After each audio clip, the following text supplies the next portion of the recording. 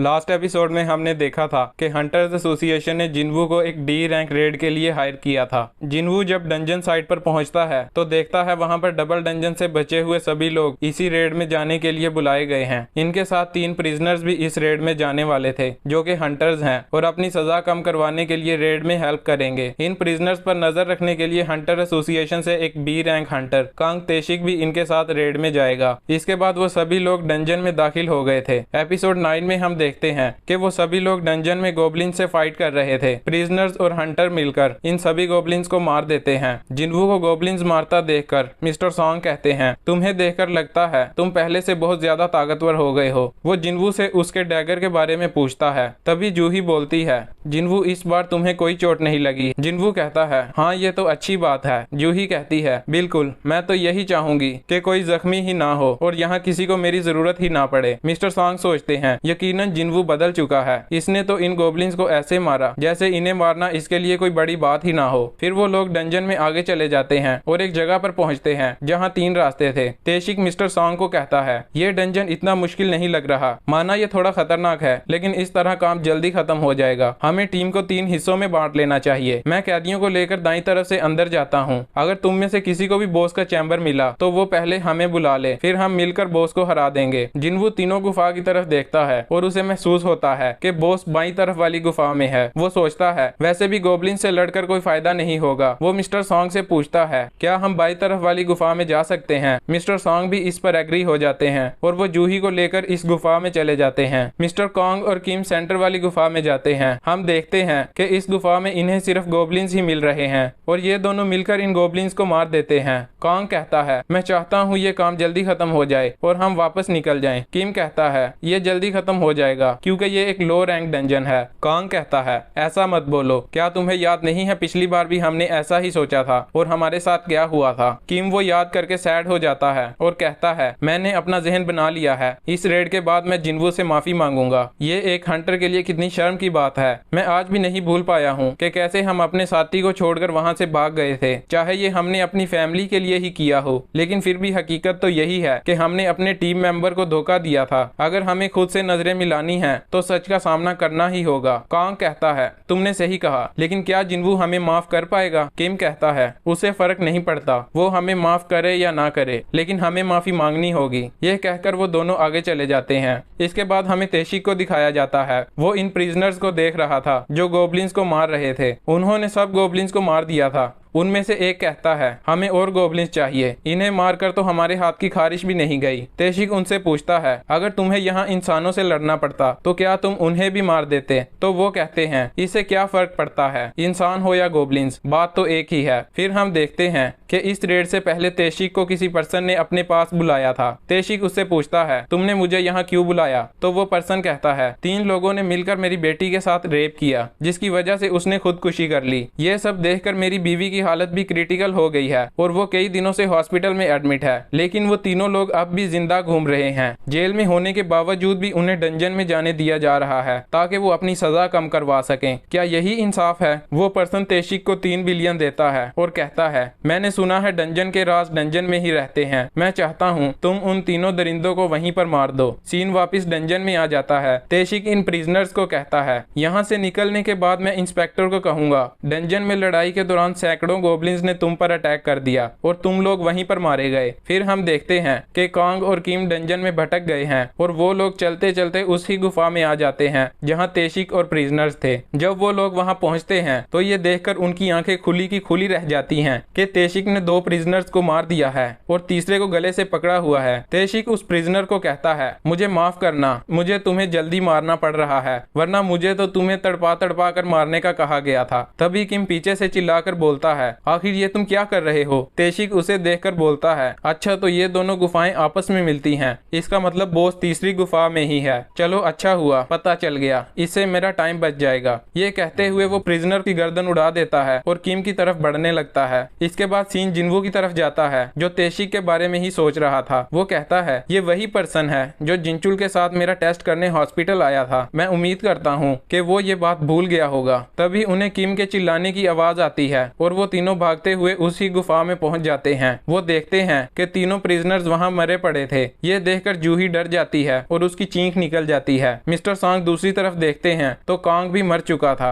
जिन्वू कहता है ये कैसे हुआ। तभी उसे किम के दर्द से कराहने की आवाज आती है। वो सामने की तरफ देखता है तो किम बहुत बुरी तरह से जख्मी हालत में पड़ा था और मरने वाला ही था। वो जूही को चिल्लाकर कहता है इन्हें जल्दी हील करो। जूही किम को हील करने की कोशिश करती है लेकिन उसकी हालत बहुत ज्यादा खराब हो चुकी थी और इसे बचाना अब मुमकिन नहीं लग रहा था। मिस्टर सांग ये देखते हुए सोचते हैं ये किसी मॉन्स्टर का काम नहीं लग रहा। किम की बॉडी पर इतने सारे निशान हैं, ये किसी इंसानी दरिंदे का काम है। किम जूही को कहता है रहने दो, तुम अपनी एनर्जी वेस्ट मत करो, अब मैं नहीं बच सकता। जिन्वू ये देखकर इमोशनल हो जाता है और उसे कहता है ये तुम क्या बकवास कर रहे हो, तुम यहाँ नहीं मर सकते। क्या तुम्हारी फैमिली नहीं है? तुम्हें हर हाल में जिंदा रहना होगा। अगर तुम यहाँ मर गए तो मैं किसे दोषी मानूंगा। किम अपनी आखिरी सांसें ले रहा था। वो कहता है मुझे माफ कर देना, मैं सच में अपने किए पर शर्मिंदा हूँ। तुमसे मिलकर मैं अच्छी तरह माफी मांगना चाहता था लेकिन मुझे नहीं पता था कि तुमसे मेरा सामना इस हालत में होगा। बच्चे अगर हो सके तो मुझे माफ कर देना। ये कहते ही वो दम तोड़ देता है। अभी जो जिन्वू के सामने हुआ वो उस पर यकीन नहीं कर पा रहा था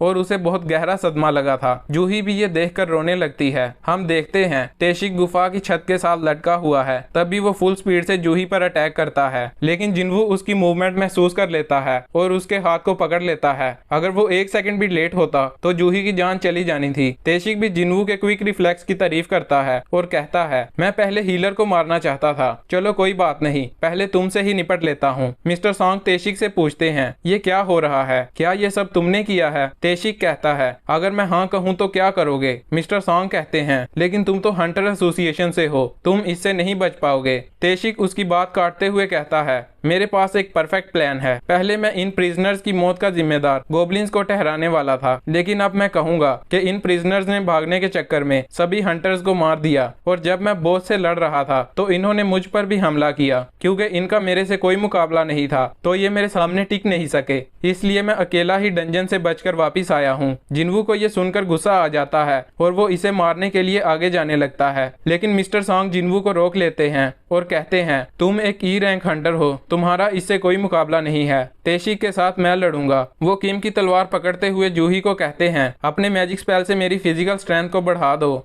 और सोचते हैं हालांकि मेरा रैंक सी है और तेशिक मुझसे ज्यादा पावरफुल है लेकिन मैंने सुना है असासिन्स का डिफेंस कमजोर होता है और मुझे इस पर डायरेक्ट अटैक करना होगा। मिस्टर सांग तेशिक को कहते हैं आज काफी अरसे के बाद असल तलवारबाजी होगी। तेशिक कहता है मैं जानता हूँ तुम एक मेज हो, अपनी मैजिक पावर को छोड़कर फिजिकल स्ट्रेंथ से काम लेना तुम पर ही उल्टा असर करेगा। ये कहते ही वो मिस्टर सांग पर अटैक कर देता है। मिस्टर सांग उसकी मूवमेंट को देखते हुए अटैक को ब्लॉक करते हैं और तलवार को दोबारा स्विंग करते हुए उसे 2 हिस्सों में काट देते हैं। मिस्टर सांग देखते हैं कि तेशिक दूसरी तरफ खड़ा है। असल में उसकी स्पीड बहुत ज्यादा थी और मिस्टर सांग ने जिसे काटा था वो तेशिक की स्पीड की वजह से बनने वाली आफ्टर इमेज थी। तेशिक कहता है मानना पड़ेगा मैजिक के अलावा तुम तलवार चलाना भी जानते हो। जिन्वू पीछे खड़ा ये देख रहा था। वो सोचता है थोड़े टाइम के लिए ही सही लेकिन ऐसा लग रहा था कि ये लड़ाई बराबर की है। वो कहता है मिस्टर सांग अगर आप थोड़े और तेज होते तो शायद ये लड़ाई जीत जाते। तेशिक कहता है तुम अब बूढ़े हो चुके हो और मेरा कुछ नहीं बिगाड़ सकते,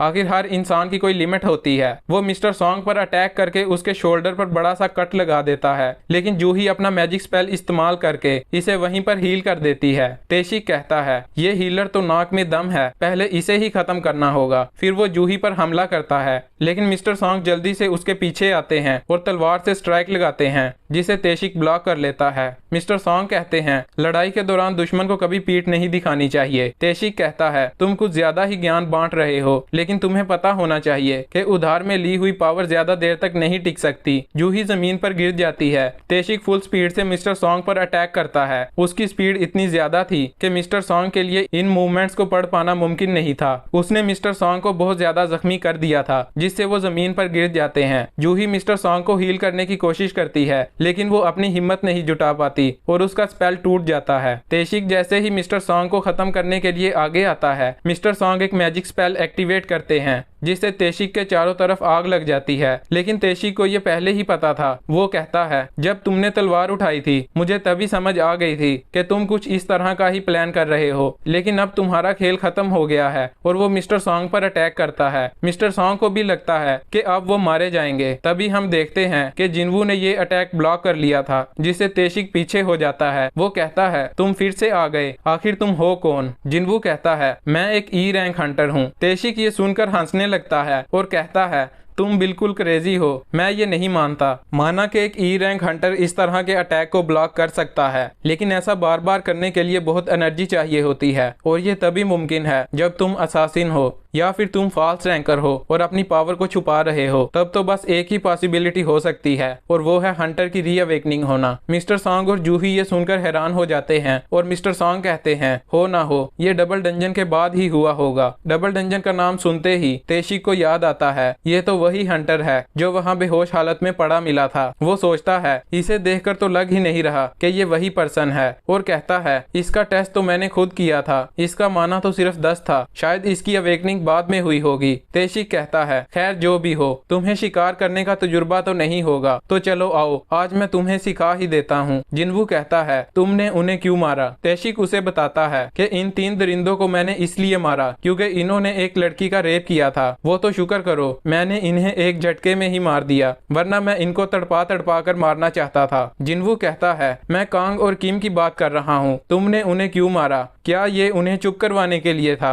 अगर ऐसा है तो फिर इन्हें तड़पाया क्यों? तुम इंसाफ के रखवाले नहीं हो और तुम किसी की मदद नहीं कर रहे थे, तुम तो हैवान हो। हम देखते हैं कि जिस पर्सन ने तेशिक को पैसे दिए थे, तेशिक उसे कहता है, ठीक है मैं तुम्हारी मदद करने के लिए तैयार हूँ, लेकिन किसी गलत फहमी में मत रहना। क्या तुम्हें पता है, मुझे आज तक सारी गिल्ड से बहुत ज्यादा ऑफर आई हैं, लेकिन मैं एसोसिएशन में चंद पैसों के इवज इसलिए काम करता हूँ क्योंकि मुझे मॉन्स्टर से ज्यादा इंसानों को तड़पा तड़पा कर मारने में मजा आता है। अब वो बिल्कुल शैतान की तरह लग रहा था। फिर तेशिक जिन्वू पर अटैक करता है और जिन्वू इसे ब्लॉक कर लेता है। तेशिक कहता है, रीअवेकनिंग होने के बाद भी किसी हद तक ही लड़ा जा सकता है। वो जिन्वू पर फुल स्पीड से अटैक किए जा रहा था और जिन्वू भी इसे ब्लॉक कर रहा था। उन दोनों की मूवमेंट इतनी तेज थी कि मिस्टर सॉन्ग और जूही को तो कुछ दिखाई ही नहीं दे रहा था। मिस्टर सॉन्ग कहते हैं, ये बहुत ज्यादा तेज है, ये उस जिन्वू जैसा बिल्कुल नहीं है जिसे हम जानते थे। तेशिक और जिन्वू की स्पीड एक जैसी थी, लेकिन तेशिक कहता है, मेरा हाई लेवल ओपोनेंट से लड़ने का तजुर्बा तुझसे ज्यादा है और यही तेरे मरने की वजह बनेगा। जिन्वू की नजर उससे थोड़ी हटती है और वो जिन्वू पर कई सारे वार करता है, जिससे जिन्वू थोड़ा जख्मी हो जाता है। तेशिक कहता है, मानना पड़ेगा तू काफी मजबूत है। जिन्वू बोलता है, लेकिन अफसोस, काश तुम मेरे खून के इतने प्यासे ना होते। जिन्वू को मिशन रिसीव हो गया था जिसमें तेशिक को मारने का कहा गया था क्योंकि वो प्लेयर को नुकसान पहुंचाना चाहता था। तेशिक कहता है, यही सही मौका है इस पर हमला करने का।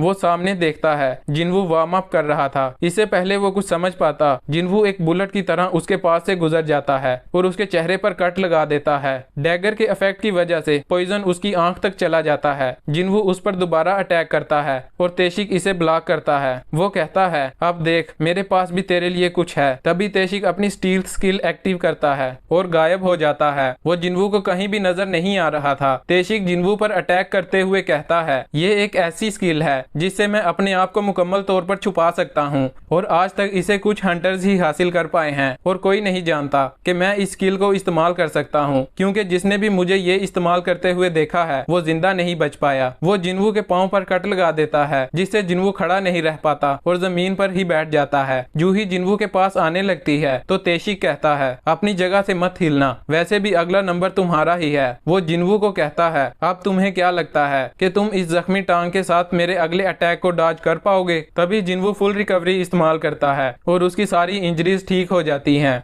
ये देखकर तेशिक डर जाता है और सोचता है, मैंने आज तक किसी हंटर को खुद से हील होते नहीं देखा। आखिर ये और क्या क्या कर सकता है? मुझे इसके बारे में समझना होगा वरना मैं नहीं बच पाऊंगा। जिन्वू कहता है, आज मेरे अंदर एक और एहसास मारा गया। मुझे तुझ जैसे कचरे को मारने के लिए गुस्सा होने की भी जरूरत नहीं। तेशिक कहता है, इसका मतलब तूने भी पहले इंसानों को मारा है और अब हम दोनों एक जैसे हैं। ये सुनकर मिस्टर सॉन्ग कहते हैं, अब मैं समझा, जरूर इतने कम वक्त में जिन्वू को मुश्किल फैसले फैसले करने पड़े होंगे जिसकी वजह से ये इतना चेंज हो गया है। तेशिक कहता है डंजन में कानून का कोई काम नहीं है, यहाँ सिर्फ वही जिंदा बचता है जो ज्यादा ताकतवर होता है। वो अपना स्टील्थ मोड फिर से एक्टिव करता है और जिन्वू पर अटैक करने लगता है, लेकिन इस बार जिन्वू उसके अटैक्स को ब्लॉक कर लेता है। तेशिक कहता है क्या ये मेरे ब्लड लस्ट की वजह से मुझे ट्रैक कर पा रहा है, लेकिन फिर भी ये नहीं जान सकेगा कि मैं किस तरफ से आ रहा हूँ। तभी जिन्वू अपनी स्किल मर्डरस इंटेंट एक्टिवेट करता है, जिससे तेशिक उसके डार्क ओरा में फंस जाता है। वो बहुत ज्यादा पैनिक हो जाता है और अपने आप को कमजोर महसूस करता है। तभी जिन्वू उसकी छाती में डैगर घुसा देता है। अब तेशिक मरने वाला ही था, जहर उसकी पूरी बॉडी में फैल चुका था। वो जिन्वू को कहता है हम दोनों एक जैसे हैं और हत्यारे हैं। आज मैं सिर्फ इसलिए मारा जाऊंगा क्योंकि आज मैं हार गया, लेकिन मुझे एक चीज समझ नहीं आई, तुम ई रैंक होने के बावजूद भी इतने ताकतवर हो, खुद को हील भी कर सकते हो और तुम्हारी स्पीड भी लाजवाब है।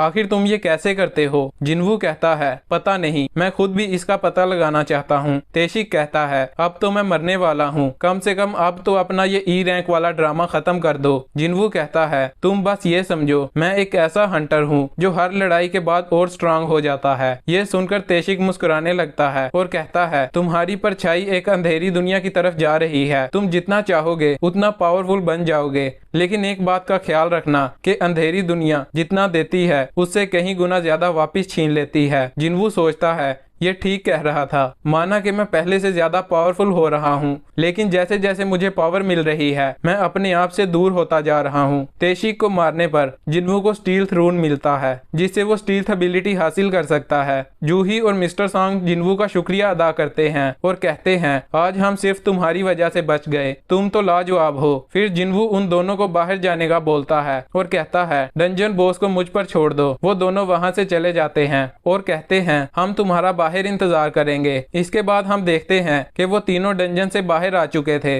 जिनचुल भी इस डंजन की रिपोर्ट लेने के लिए खुद ही वहां पर आ गया था। वो सोचता है मुझे यकीन नहीं हो रहा कि तेशिक ही इतने अरसे से छुप कर ये सारे खून कर रहा था। वैसे तो वो शुरू से ही अजीब था, लेकिन उसके सुपरवाइजर होने के नाते मैंने भी इतना गौर नहीं किया। फिर वो इन तीनों के पास आता है और जिन्वू की तरफ देखते ही वो सोचता है ये तो वही ई रैंक हंटर है, अब ये काफी ज्यादा चेंज हो चुका है। फिर वो कहता है मुझे मामले की तह तक जाना होगा, क्या मुझे आप बता सकते हैं कि आप तीनों में से किसने तेशिक को मारा है? जिन्वू सोचता है कि अब शायद मेरा राज राज नहीं रहेगा और मुझे जिन्हो के साथ डील भी तोड़नी पड़ेगी। तभी मिस्टर सॉन्ग बोलते हैं मैंने मारा है तेशिक को। जिनचुल कहता है लेकिन आप जैसे सी रैंक हंटर ने ये काम कैसे किया? तो मिस्टर सॉन्ग कहते हैं मैंने ये काम अपनी बी रैंक हीलर फ्रेंड के साथ मिलकर किया है। जिनचुल कहता है मुझे इस इंसिडेंट के बारे में रिपोर्ट तैयार करनी है, तुम्हें मेरे साथ चलना होगा। मिस्टर सॉन्ग जिन्वू को कहते हैं शायद अपनी पावर छुपाए रखने के लिए तुम्हारी कोई मजबूरी रही होगी, तुमने मेरी जान बचाई और मैंने तुम्हारी, अब हिसाब बराबर हुआ। जिन्वू ये सुनकर मुस्कुराने लगता है। इसके बाद हम देखते हैं कि जूही और जिन्वू एक पार्क में आए हुए थे। जूही जिन्वू को वो क्रिस्टल दिखाती है जो उसने जूही को कार्टेनन टेम्पल में दिया था और इसी के साथ एपिसोड का एंड हो जाता है। अगर आपको वीडियो पसंद आई है तो प्लीज लाइक करें और चैनल को सब्सक्राइब करें ताकि आपको आने वाली वीडियोस की अपडेट्स मिलती रहें। So stay tuned for more exciting episodes of Solo Leveling. See you soon. Bye.